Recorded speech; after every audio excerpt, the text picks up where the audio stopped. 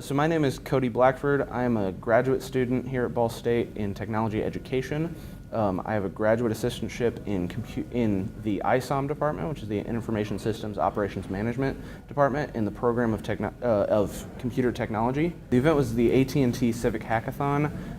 So the idea was that a bunch of developers spent 24 hours developing apps and making ideas and developing demonstratable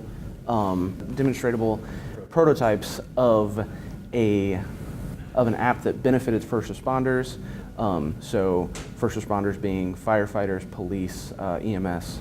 And the idea was that we develop these apps and we attempt to make their lives easier, or make it easier for them to respond to calls or to help people. Our group decided that we were going to work on a device that used RFID, which is a radio frequency identification device, to track students in a school. So during a school shooting, for instance, there would be a device. Well, the device would be around all the time, but during a school shooting, it would allow police to identify where students were in the school.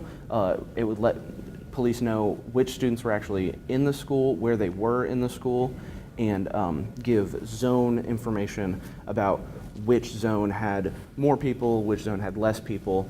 And it did that using RFID tracking, and the RFID was in like identification cards. So a student ID or like a driver's license would be able to have this identification, and then the school would have infrastructure in place to read those devices.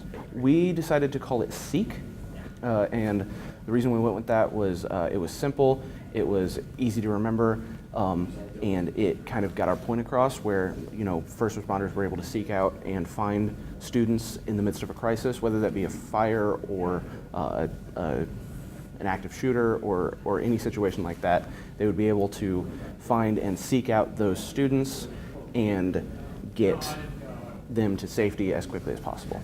We got a demonstrable object that worked.